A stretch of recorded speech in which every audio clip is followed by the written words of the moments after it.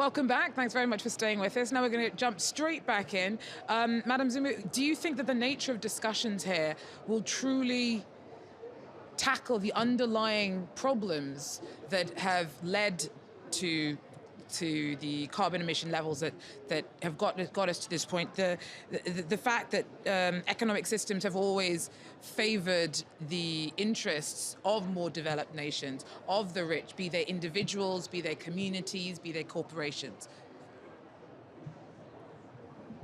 Well, I think when it comes to climate discussions, that's why we talk about a common but differentiated responsibility, because we accept that we have a common responsibility, but it's not equal. There are those who have a bigger responsibility than others. So I think that for us, that is very important. That should come out of this COP21, that we have a common but differentiated responsibility, so that those who are richer and have been polluting more take a bigger responsibility. That is obviously the push from a lot of the developing nations, not just in Africa, who have attended the conference. But what I'm trying to get at is the idea, the wider idea of economic systems that don't necessarily favor the countries that don't have as much money. Do you think that can be tackled here, even if ostensibly the idea is that we're all in it together, that we're all pushing towards making some kind of change? Is this something that even can be tackled at a conference like this? Well, I'm not sure that we can get into the depth of that. But I think if we want to save our planet, maybe we should go back to what Gandhi said, that the world can provide for our needs. There is enough to provide for our needs, but not for our greed. So that's the principle that you have to look at, but I'm not sure that that's on the agenda for this, in terms of now looking at the various systems and whether they are favoring, whether we look at economic systems here. I don't think that's on the agenda. But what is on the agenda is whatever economic system we have, it has to make sure that we do not heat the planet beyond 2 degrees. We should keep it below 2 degrees. We should make sure that we go towards cleaner energy and so on. I don't think that's on the agenda. Economics. Oh, you've jumped. Yeah, you need to jump on the energy. You talked about what was happening, but I think it's important to give things a dynamic to it. What happened today here didn't happen 5 years ago. You have the political leadership in Africa, which is giving some direction. Us, we are working, and there's a total alignment here. So there's no discussion about what is the new economic order. There is a lot of pragmatism right now in the world. As one country which is the largest economy in the world has been saying, doesn't matter is a cat is white or black, as long as it cuts mice. And that's what we are doing in Africa. I think it would be important that we don't get locked in that debate. Practically, what are we doing? We're doing today what we are seeing is that we need more investment in Africa. And it's a good proposition for the rest of the world. For the capital which is floating in the world, investing in Africa is making money. Investing in renewable energy in Africa is making money. Investing in smart agriculture is making money. So what we are working together is to remove that suspicion that exists in the world that Africa is a dangerous place where you cannot invest because there is one conflict somewhere in Africa, so the rest of Africa is slowed down. What we're trying to do is to build the instruments so that we can channel that money. For example, an example that we work together, the African Union has defined the priority projects, hydro. We sat together, the UNHCR, African Development Bank, the World Bank, and say how we can implement them. We put some money from our institutions, which were not a lot of money. We brought some guarantee to say to investors, if you come and invest in this dam in Keleta, if you go to invest in Ruzizi, if you go to invest in Inga, we guarantee you that you will be paid. And we put that guarantee, it attracts people. And what it does is start really the process of industrialization. Banda in Mauritania has gas, and they used to export it, such as, we said, no, why don't you transform this gas in electricity, because Mauritania and Senegal needs it. And they did it. And we are in the process of implementing this type of project. So this is what is happening now. What we need to do is scale it up, make sure that it's not anymore 1, 5, 2, 3 billions which are going to energy in Africa, become 5, 10 billions a year, so that we can reach to 2030 the 80% access electricity that my two brothers, Akina Carlos, have been mentioning. And it's happening. It sounds like, from what you're saying, that there is a unity of purpose in terms of making sure that the addressing of Africa's energy needs is done in a comprehensive way. But is that in fact the case? Is Africa all pulling together in the same direction? When you consider you have, Nigeria with a GDP of tens of billions of dollars on one hand, you have Mauritania or Madagascar on the other end. Can you really say that the concerns of one are the concerns of the other, and that the way they're working together in energy cooperation is actually coherent? Let me give you an example. My sister Ngozi, who was the Minister for Finance of Nigeria, we worked with her, and the number of IPP, which is independent power producers, we have prepared a large number of them in Nigeria. Some things that 4 or 5 years ago, nobody would think that it was possible in a country like Nigeria. We go in a country like DRC. Everybody say it's not possible to do Inga 3, Inga. We are in the process of making it happen. The purpose is there. And better is that there is not better regional cooperation than in Africa, because African countries are saying, I'm producing electricity in DRC to export it in South Africa. That sounds great. Bear in mind, if you bear in mind that we've seen the difficulties between, just in September, it was gas, but we saw Nigeria threatening to cut off its supply to Ghana. It happens everywhere, Georgina. Yeah. It happens everywhere in the world. Some time to time. Yeah. The energy thing that he was saying there, because Mokhtar mentioned the issue of Inga. You see, Africa cannot be asked to develop with what it doesn't have. It has to develop with what it has. You take the Central Africa region, so you've got this big Inga. Inga alone, Inga 3, that he was talking about, can give us 44,000 megawatts of power. If you come to West Africa, you were talking about gas. Nigeria, Ghana, all of that area, they have a lot of natural gas and small hydro. You go to South Africa, where Madam Zuma is from, right? They've got a lot of coal, but they also have a lot of wind, opportunity to do that. And also in other parts of Southern Africa. So the point is, Africa has to fully unlock all of its potential. That is very important. Second is that we are doing something about it. We're not going with, a plate asking for people for money. Look, between us, African Development Bank and the World Bank, with African Union and ECA, we agree that we're going to light up and power this continent of ours. The money is there. From our side, we've committed that over the next 5 years, we're putting $12 billion into energy, right? And that can leverage $40 to $50 billion. The World Bank is going to do the same. So aspirations are rising with regard to energy. But the second thing is the fact that we can actually mobilize a lot of this money from our own domestic financial markets. How much is it going to cost to light up and power Africa? $55 billion a year for 10 years, that's all. But the money is sitting there. We collect taxes in Africa today, $545 billion a year. If we put 10% of that aside, the problem is solved.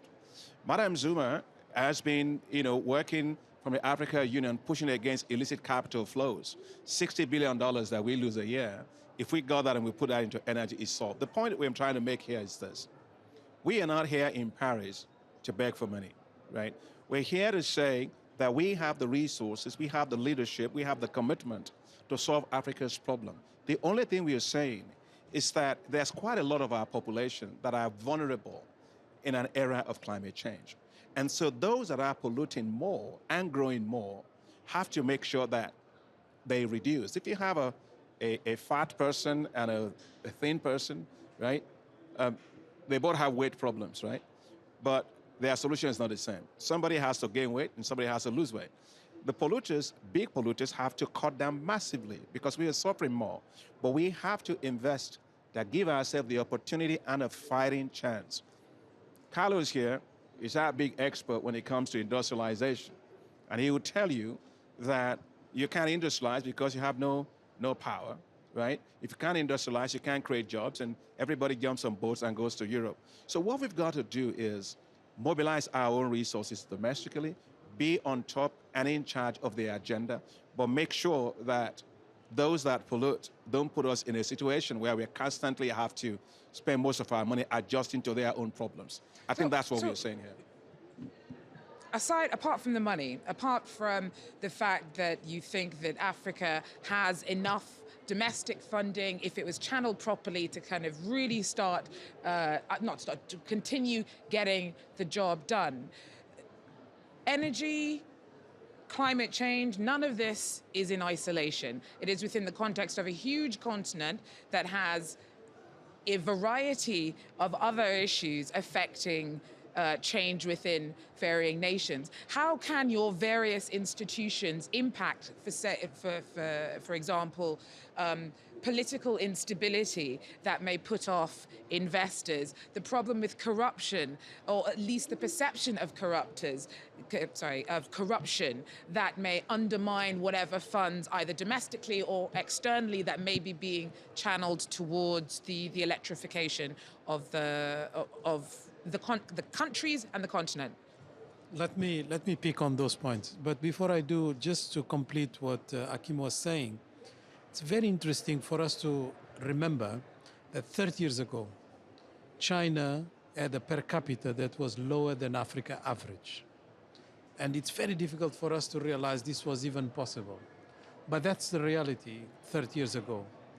And then look at where China is right now. But at the same time, during these 30 years, China became the #1 polluter in the world. Why?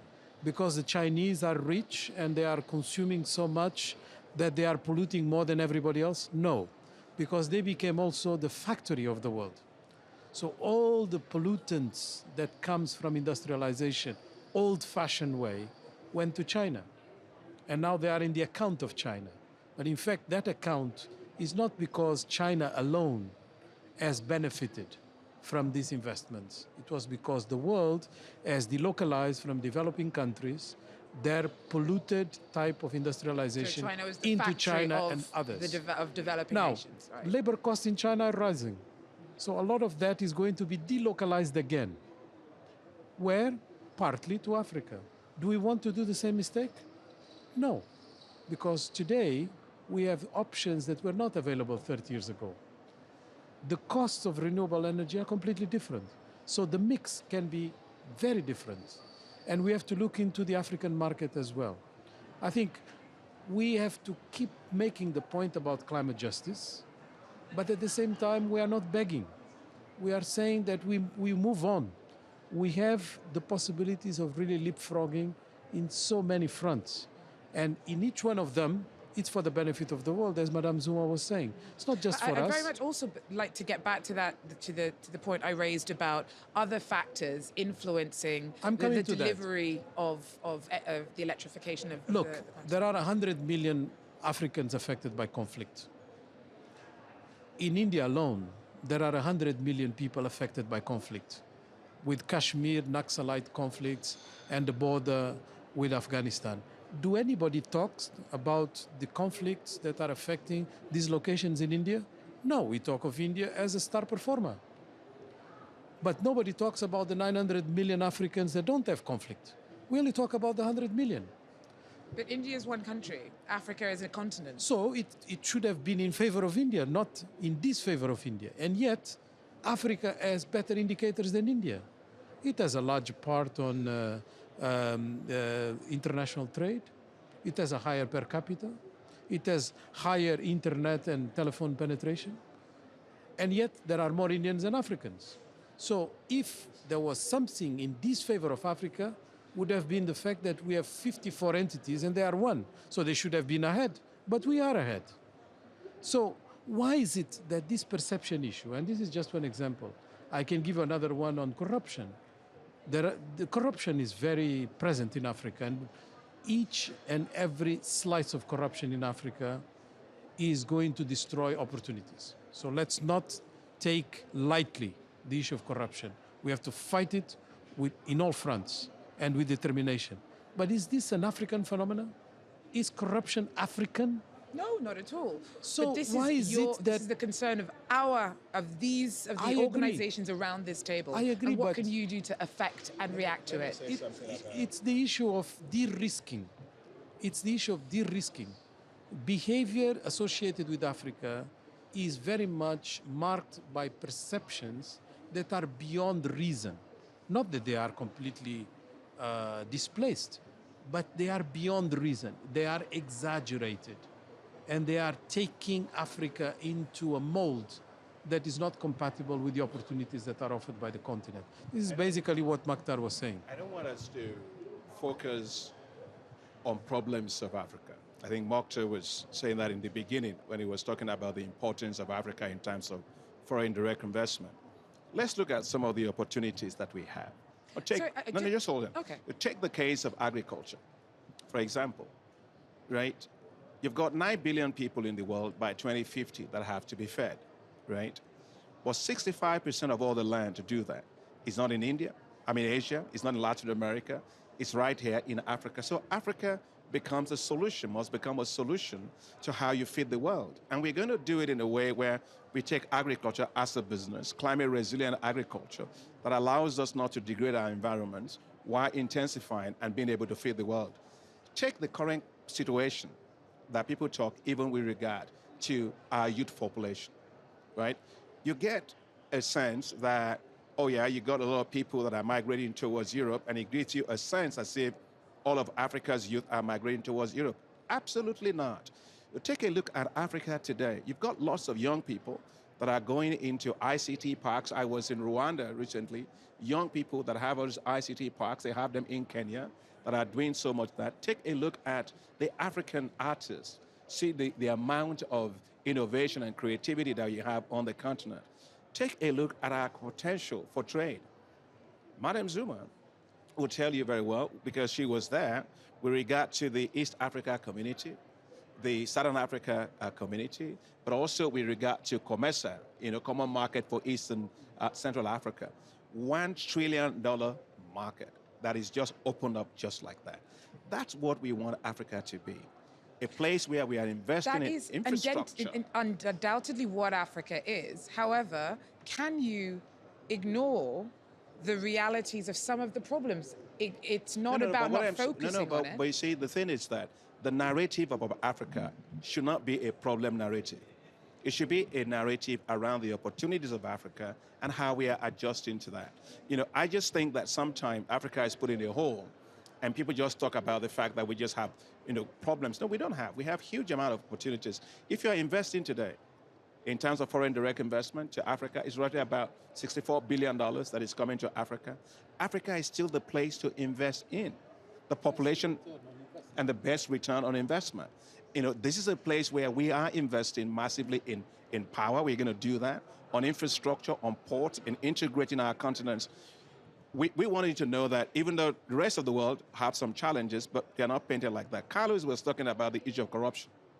Don't forget, the problem we have with corruption is not unique to Africa. It's a global problem. We're tackling this already as multilateral development banks. Exactly, and that's the point. What is the role you can do, what we are doing about it, I'll just say one word, and I'll let my friend Mokhtar give you the other side of it, is that you take the case of natural resources in Africa today. Total discovered natural resources, $82 trillion, right? And so, but the issue is how they're used, how the resources are accounted for. And so we are monitoring to make sure that our countries know what the resources are, we know how the resources are used, and we're all part of the multilateral initiatives for transparency and all of that. So I think that we are working hard in putting in place the right systems to tackle corruption and improve the transparency with regard to that. I'm sure Mokhtar will have a word to say. One sec, I'd actually like to ask Madam Zuma, do you feel, as chair of the African Union, that there is too much invested in this narrative of Africa having unique in having the level of corruption, or unique in having a level of movement of youth and refugees? Do you think that there is a problem and inaccuracy in a popularly perceived narrative about the continent? Definitely, and it's spread by these kind of interviews that you are having, where we now concentrate on things that are there but are not uniquely African, that don't define Africa. I think the narrative about Africa is that, yes, we have challenges like everybody else. There are challenges here, there are challenges elsewhere. But the important thing is that Africa is a continent that's full of possibilities. It's a continent where investors get the greatest return. It's a continent of young people. It's a continent that will have labor for the foreseeable future. What we need to do is to make sure that that labor is skilled and can be part of driving the economy. We are a continent which still has 60% of the world's arable land that is not used. So the potential for agriculture is huge. We are a continent that has almost every mineral you can think of. The potential for adding value, beneficiation is huge. We are a continent of really sunshine. We are a beautiful continent, tourism. We are a continent that has 2 oceans and 2 seas. So the potential for blue ocean economy is huge. And that's what we should be talking about. Yes, of course, as Carlos says, we should fight corruption where it exists. And we should fight instability. And actually, Africa is the only continent that when there is instability, the continent itself takes charge and contains that conflict and tries to resolve it. You don't see it elsewhere in the world. We can see conflicts that are continuing, destroying. But in Africa, there is an architect that we constructed as Africans to make sure that we cannot have a conflict that goes on for years unattended to. So that's the continent we have. We have a continent of women who are very resilient, very hardworking, who are going to be the drivers together with young people of this continent. That's the continent we are. That's a hopeful description of the continent. It clearly must reflect your feelings as well. It's not hopeful, it's reality. Some beautiful words from Madam Zuma about the reality of a continent that's sometimes being held beholden to a maybe rather outdated narrative. Thank you very much, Akinwumi Adesina from the African Development Bank. Thank you very much, Carlos Lopez from the ECA. Thank you very much, Mokhtar Diop from the World Bank. And thank you very much, Madam Zuma, Chair of the African Union Commission. Thank you very much for joining us. That's the end of it.